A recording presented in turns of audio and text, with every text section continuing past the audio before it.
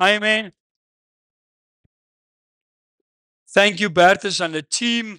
As you know, they break into the church and stole nearly everything, but they did a great job this morning. We honor God. God is faithful. He's looking after us.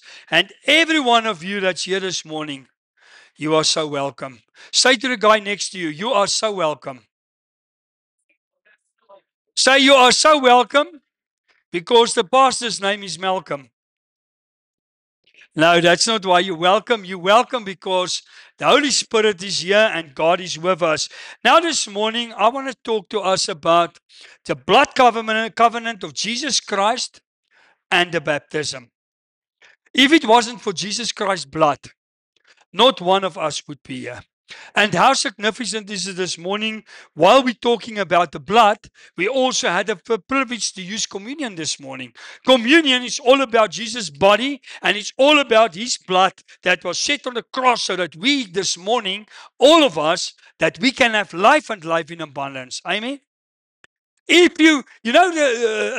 David wrote in Psalm 23, verse 1, and he says, "The Lord is my shepherd, I shall lack nothing." Why do we have so many shortcomings? Why do we have so many shortcomings? Maybe we are too in this world to have to want too much. All of us, me included. We like nice cars and nice everything. But David said, I lack nothing. You know why? He had Jesus. When we have Jesus, we will have shortcomings, but then we don't need anything. As long as we all know Job. Job was on the ashope and he was sitting there and he didn't know on that heap what to do. And the Bible says he lost everything, but it didn't lost his faith. His faith in God was still carrying through. And I have the privilege this morning to interact with God and to have communion and to say, Lord, it's all about Jesus. And then we can start with Ephesians 2, verses 11. Therefore, remember that you, once Gentiles in the flesh, who are called in circumcision by what is called the circumcision made in the flesh by hands. Do we still need to be circumcised? We don't have to. Here he says, something made by hand. People still do it. I don't know why they do it. They can do it. There's nothing wrong with it. But you don't have to. If you do it, you're still under the law. I'm going to explain it to you now. Verse 12, that at that time you were without Christ. You were without Christ, being aliens from the commonwealth of Israel and strangers from the covenants of the promise, having no hope and without God in the world. Thank God I didn't grow up as a Jew. I grew up as an Afrikaner. So I have a new covenant. Even the Jews, if they would just accept Jesus, we all have a new covenant. We've got a better covenant. That covenant is strengthened in Christ. He's our only covenant. And then he says in verse 13, but now in Christ Jesus, you once were far off. He brought near. How? By the blood of Christ. There's only one gospel. It's Jesus Christ and his cross. Without the cross, Jesus is nothing. He had to come down on earth. He had to die on that cross to bear our sins on him so that we can have life and life in abundance. Exodus 2 verse 24 verse 7. Exodus 2, 24 verse 7. Then he took the book of the covenant and read it in the hearing of the people. And they all said, all that the Lord has said, we will do and be obedient. Do you think the Israelites were obedient? You know how many times the Israelites were in exile? If I look at my Bible, they were more in exile through the whole Bible than they ever were in their own country. You know why we are in this country in exile? Because we don't serve God. We want to cry and say, Lord, Lord, Lord. South Africa is going downwards. But where is the true worshippers? Where is the prayer people? You know what they're busy doing now? Huh? The government is busy with a law that forbid us Louis, you will not have cell group anymore. The law will forbid you. The law will forbid me to stand on this pulpit and pray and preach unless I'm registered with the government. And then the government wants to tell me what to say. If they pass through that bill, we have problems. But the Christians, the true believers, are asleep. We just let everything happen. We must wake up. Devil wants to put us in a box. But you know what? This stuff must happen. Because the Bible says in the end times, what are they busy doing with us? They're busy putting us, you know, when they put the sheep in, huh? Sheep shoot. That's what they put the world in, not even in South Africa, all over the world. They want to put us in one direction. Why? It's all about the one world order that wants to rule the world. Why do you think farmers is being slaughtered and killed? They want to take all the farmers away. Where does food come if there's no farmers? You know they print steaks now. Pretty in overseas they print the steaks. So what does the people want? Us not to have our own crops on the field. To go and buy from the governments, not only this government, the one world order, so that if you don't have the mark, as you've seen in England, I've seen the guy of England says, you will be forced to have a digital ID. Why do you think they take cash away? I hear the next thing they're going to take away is your bank card. If you don't have a bank card anymore, how are you going to do business? That's what the devil wants, and people is asleep. They just accept everything. You take that mark. Bible says if you take that mark, you cannot be saved anymore. But that's what they're doing. But thank God for Jesus. Now here he says, and they read it and they said they will obey all the law. Here's what he said here. Can we obey all the law? We can't even obey the Bible. What about all the laws? That's over 600 laws that they obeyed. In Deuteronomy, and then verse 8. And Moses took the blood, sprinkled it on the people, and said, this is the blood of the covenant, which the Lord has made with you. According to all these words, this law that I have to abide in. Thank God. Have you thought, did you know if we were in the old covenant, what would happen this morning? I wouldn't have the communion. I would stand here with that hyssop tree, and I will take the blood and put that tree in the blood, and if you come past, sprinkle all of you, and say, okay, now you are cleansed. And in the old times, they had to do it over and over. Thank God Jesus only did it once. Why? He was the perfect offer. He was an offer that was no sin, nothing. He was the perfect offer. There's only one perfect offer. It was him. And he did it for us. Deuteronomy 27 verse 26. Cursed is the one who does not confirm all the words of this law by observing them. And all the people shall say, Amen. Covenant. What is a covenant? Covenant means both parties agree. I can't have a covenant with someone here, but I do the agreement, but they don't do. And this is what they were doing in the Old Testament. God gave the covenant, they had to obey. And they couldn't. That word for covenant means sumteke. Sumteke means to do. To do. Bible says in Matthew 7:24, everyone that hears these words and do them. Many people, they hear the words, but they don't do them. We have to do God's word. Exodus 24 verse 8. And then Moses took the blood, sprinkled on the people, and said, this is the blood. Oh, I've already read it. Sorry. Of the covenant which the Lord has made with you, according to all these words. And then Galatians 3 verses 10. For as many are of the works of the law are under the curse. I see this Jewish law is taking over the whole South Africa. People fall back under the law. Why do I fall back under the law? I'm not a Jew even. I fall under one law, and that law is Jesus Christ. I'm under his law. Here he says, he that's under the law are cursed. The law was a curse. Jesus break that curse. Jesus fulfilled that law, so the curse is gone. But if you go back to the law, you're back under the curse. You don't have to follow that law. For it's written, cursed is everyone who does not continue in all things which are written in the book of the law to do them, but that no one is justified by the law in the sight of God is evident. The law cannot justify you. For the just shall live by their faith. There's only in Old Testament, it was the law and works.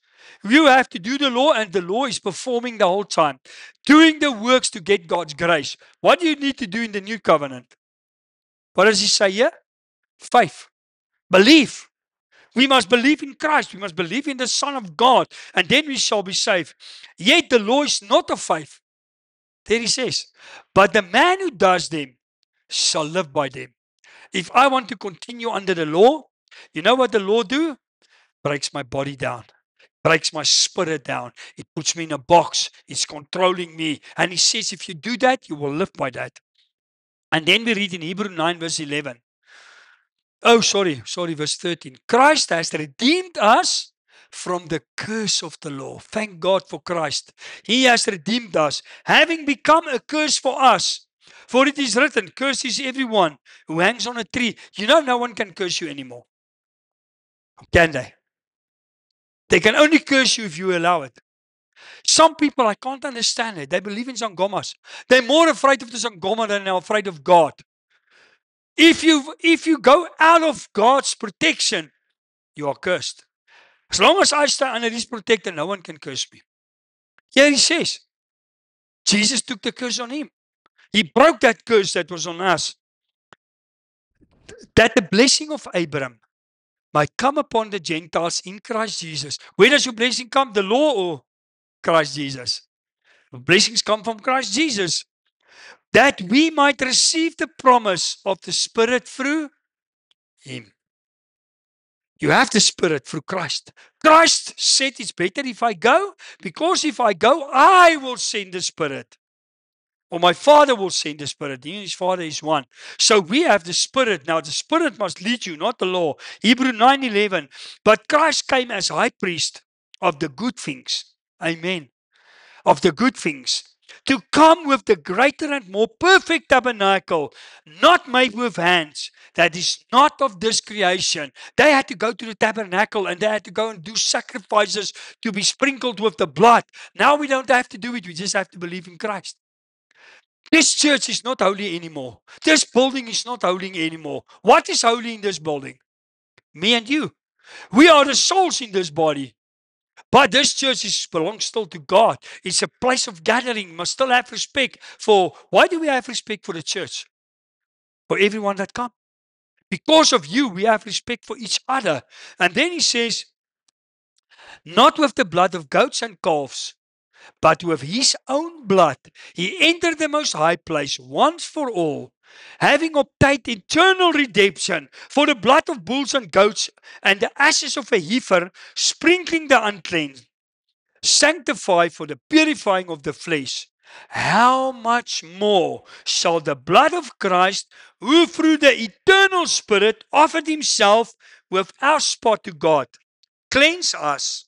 Cleanse your conscience from dead works to serve the living God. And for this reason, He is the mediator of the new covenant by means of death, for the redemption of the transgressions under the first covenant, that those who are called may receive the promise of eternal inheritance. What does all this mean? That means He says He's the mediator between us and God. In the old covenant, in the tabernacle, who was the mediator? The priest, the high priest. So what happened once a year? The high priest would go into the tabernacle. Then you've got the holy and the holy of holies. And only him was allowed to go into the holy of holies. There was a thick curtain separating the holy and the holies of holies. And once a year, he could go into the holy of holies and intervene for the people, from you and me. But then when Jesus died on the cross, when that curtain was torn down from God to earth, when he says it was done, that curtain torn down, what does that mean? That means That curtain between us and God is taken away. He was the mediator. Now we have the privilege. Without a priest, without a blood offering, because the blood offered Jesus Christ was offered only once. But if we believe in Him, we have the right to go to the Father. You know, our Father in heaven, if we proclaim our Father in heaven, you can't proclaim our Father in heaven if you don't believe in Christ, because He's the only way to heaven. And He torn down that curtain. And then we read in Philippians 4, verses 9. The things which you learned and received and heard and saw in me, these do, and the God of peace will be with you. Everything Jesus did. What are we? Can I see whom of you believe in Christ? So if you believe in Christ, what does that make you? That makes you a disciple. What does the word disciple mean? Follower of Christ, in simple words. So if you, here he says in Philippians 4:9, if you are a follower of Christ, you must do what he did. What did he do? Let me read to you. Jesus is the example in Matthew 28, verse 19. That is the biggest commandment, not the biggest law.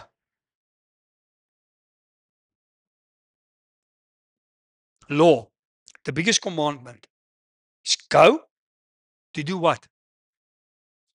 Make disciples, save them, baptize them, teach them. That's what God expects from us. That's what Jesus did. And look what happened to Jesus. In Mark 1, verses 9, it came to pass in those days that Jesus came from Nazareth of Galilee and was baptized by John the Baptist in the Jordan. Now, John was the guy that constantly come and said, there's someone coming that's bigger than me. I will baptize you in water, but he will baptize you with water and Spirit, and the power of the Holy Spirit, with fire. So John was constantly proclaiming Jesus, but then Jesus didn't want him to baptize him.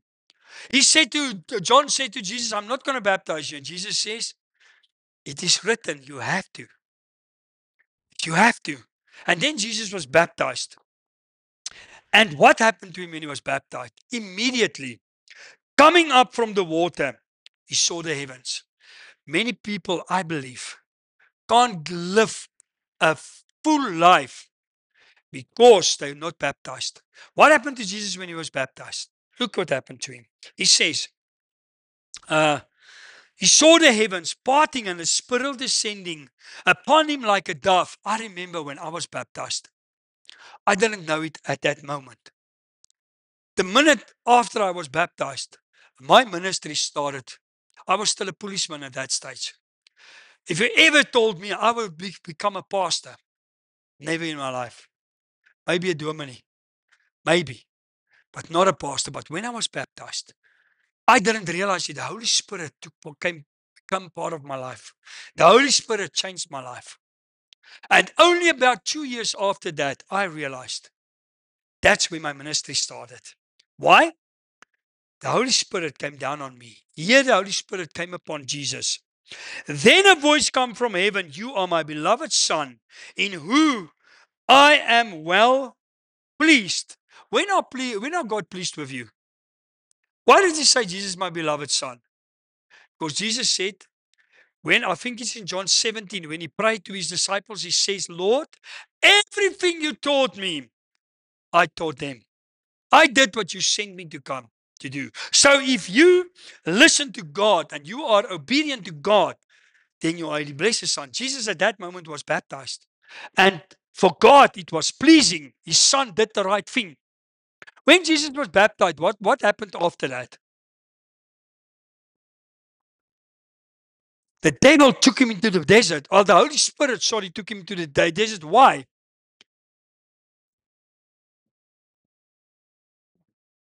To be tested by the devil. Why did Jesus have to be tested? To show the devil and to show me and you, if we are tested, we can do it. We can stand firm. Jesus stood firm. He was the only one that when the devil tried to attack him. Imagine the devil come now to you and say, listen here, see all the riches of the world. You want to become richer than Elon Musk. I will give it to you if you serve me. That's what he said. But Jesus says, no. He become hungry. You know, many people, when they become hungry, they don't go to God. They break in. They steal. They destroy. If you're hungry, go to God. Jesus said to the devil, I will not live from bread alone, but from every word that comes from the mouth of God. And then he put him on the temple. And he said to him, if you jump from this temple, God says, and that's what God said, what we proclaim, Psalm 91, He will send His angels to guard us, to protect us, and keep us safe. Have you imagined what would have happened to Jesus if He jumped from that temple and all the Jews were standing there, and here He comes? Landed nicely. It looks like a Boeing 747. That's the best landing of his life. What do you think would have happened? They would have crowned him there and then King of the Jews. He didn't want to be King of the Jews because he's King of the world. But they didn't know it.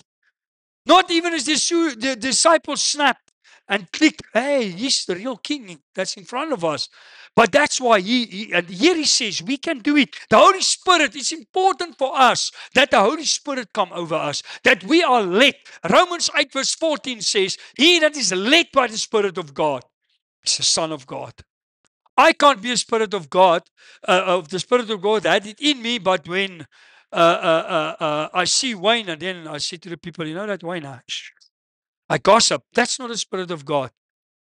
But if I tell the people of God, hey, that's a man of God, I love him. Even if you're smoking, even if you're drinking, even if you use drugs, I must still say, Lord, I'm prophesying over that guy. If you want your pastor to be the best pastor, pray for him. He will come right. He will come right. Just keep on praying. Don't lose faith. Okay.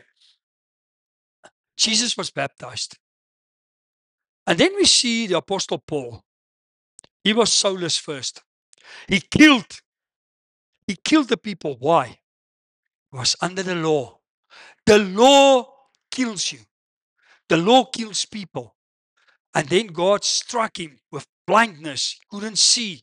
And God said to Ananias, go there. There's a straight road in Jerusalem. Go there and speak to Paul, and look what he said. And then he saw Paul and he says, and now, and God opened Paul's eyes and he could see for the first time. I think it was 2 or 3 days. He couldn't see. And now, why are you waiting? Arise and be baptized and wash your sins, calling on the name of the Lord. What happens when we are baptized? What does he say here? Wash away your sins.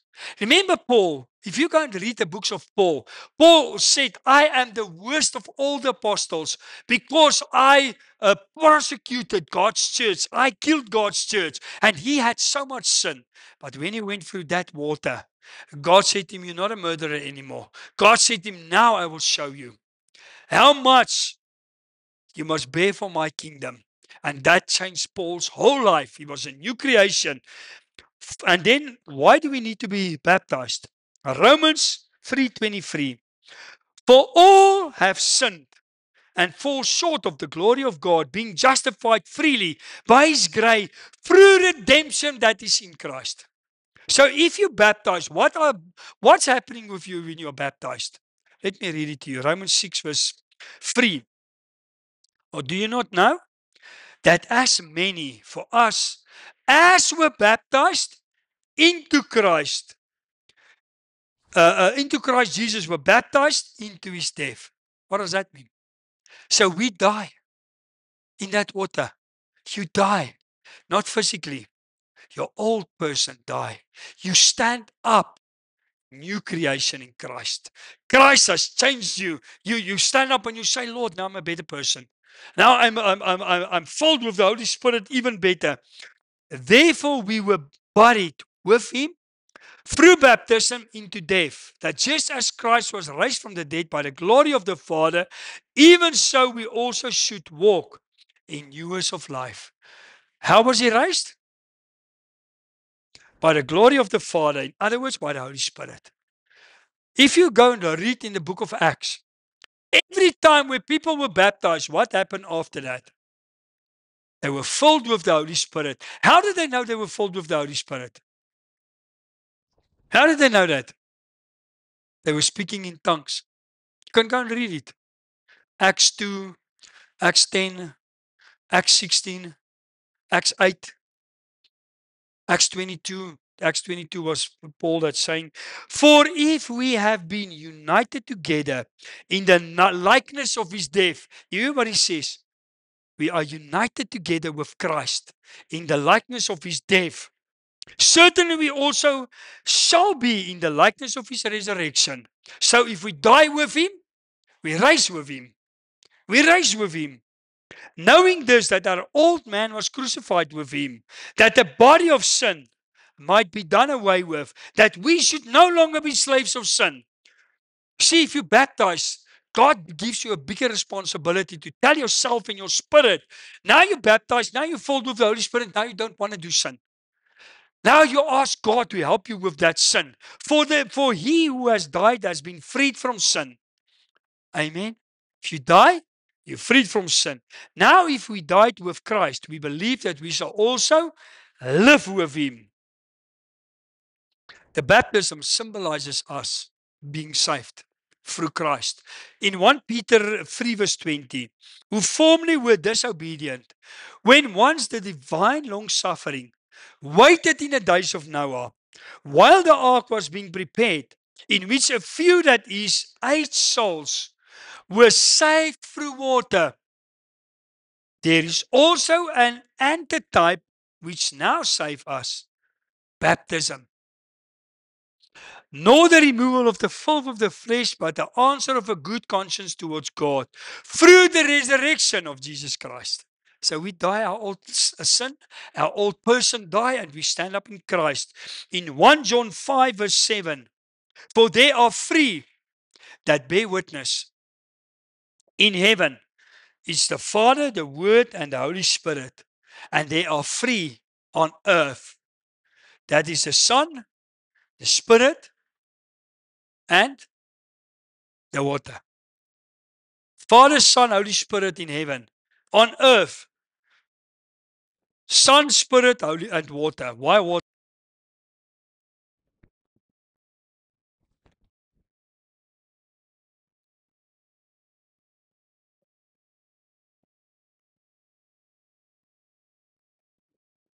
Hallo? Ah, daar's hy, daar's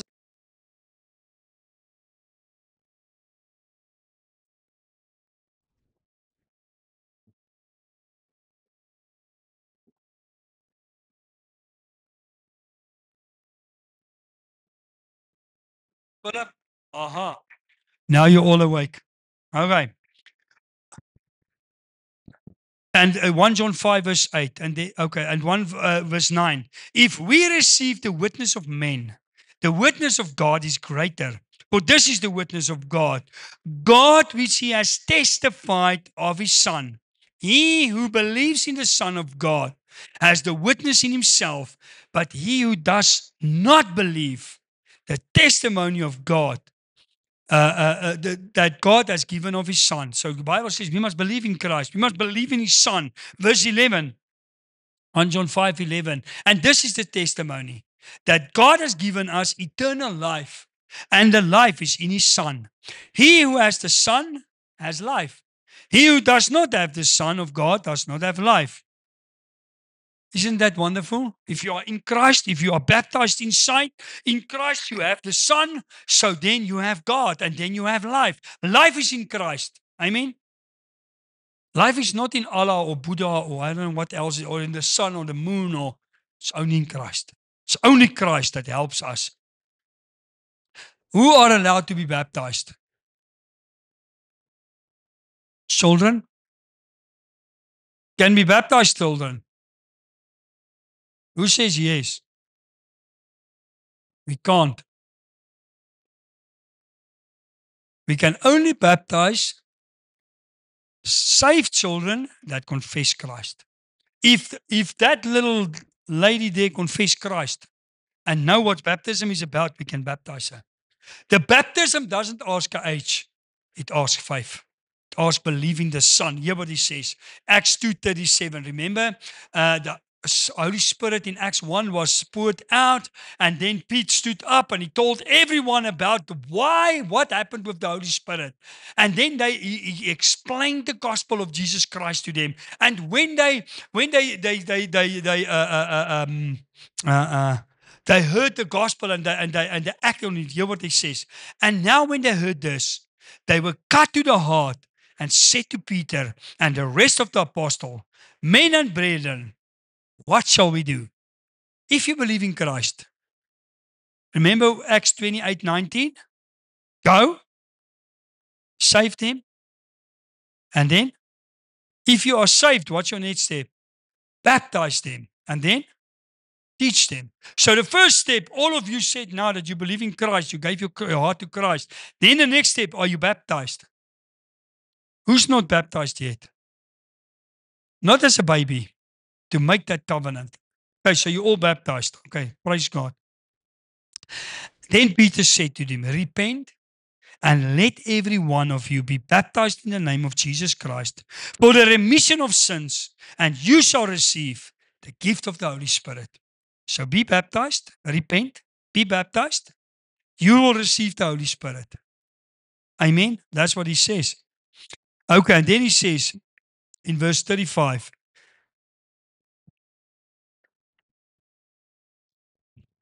No, this was wrong. Sorry. Oh, sorry. In Acts 8. In Acts 8, verse 35. Sorry, Matthew is bright. Lauren, Ben, thank you for raising up such a clever man. I forgot to put in the 8, but he's on it. Then Philip opened his mouth, and beginning at this scripture, he preached Jesus to him. Now, this was the man from Ethiopian. He was like us this morning at the church. He went to Jerusalem to pray. And at the church, no one told him you need to be baptized. No one even told him about Jesus. He came to pray and everyone believes because I'm at the church, I'm a believer. But on his way back, Jesus sent Philip and said to Philip, there's a guy on a lonely road. He didn't want to take the main road because on the main road there was a lot of robbers. So he took the lonely road. And he was sitting on the wagon and he was reading Isaiah 53. When Isaiah 53 is talking about Jesus that take away our iniquities, that take away our sin. He died for our sin. He died for our health so that we can be healed. And then he asked him, what are you reading? He says, and the guy asked, that guy from Ethiopia, and he asked Philip, is he talking about himself or is he talking about someone? And then Philip started talking to him and tell him about Jesus. Beginning at the scripture, preached Jesus to him. Now, as they went down the road, they came to some water, and the eunuch said, see, there is water. What hinders me from being baptized? And then Philip said, if you believe with all your heart, you may. What do you believe with all your heart? If you believe with all your heart, and then he says in verse 37, the second part, and then he answered and said, I believe that Jesus Christ is the Son of God. If you believe that, you are allowed to be baptized. If you believe you are Jesus Christ, the Son of God. So he commanded the chariot to stand still. And both Philip and the eunuch went down into the water and he baptized him. And then I want to end off with Mark 16, verse 16.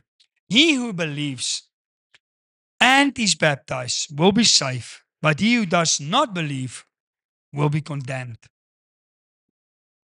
I firmly believe that God has spoken to us this morning. There's only one salvation, and that is in His Son, Jesus Christ. Maybe there's someone sitting here that says, Pastor, I was baptized as a baby, or was baptized, but I didn't really know what baptism is about. If you go and look in the book of Acts, in Acts 19, Paul came to 12 disciples. It was not Jesus' disciples. It was 12 other disciples. They were saved and they were baptized. And Paul asked them, when you were baptized, did you receive the Holy Spirit? They said to him, we didn't even know there was a Holy Spirit. And Paul asked him, with what that baptism were you baptized? And he said, we were baptized with the baptism of John. Was there any problem with John's baptism? No, but he just baptized with water. But remember, John said, he that comes after me. So what did Paul do? Of course, they didn't understand the baptism. They didn't understand what it's all about. He baptized them again. And then he lay hands on them. And then they were filled with the Holy Spirit. So this morning, I want to ask you, maybe if you're not baptized, maybe, you're welcome to come forward.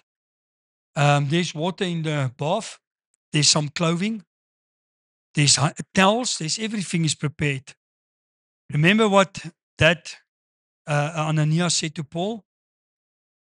Stand up, repent of your sin and be baptized. And he was baptized. So if you feel maybe this morning God is talking to you, you're welcome to come out. Is there anyone that maybe feels God is talking to you? Amen. Let's give that man a big hand. Amen. Honor God. Is there anyone else that feels God is talking to you? Maybe anyone else? If you take this serious and you are baptized, you believe in Christ, you want to be baptized, amen. We honor God for young men that stood up and stand up and say, Lord, I want to do your will.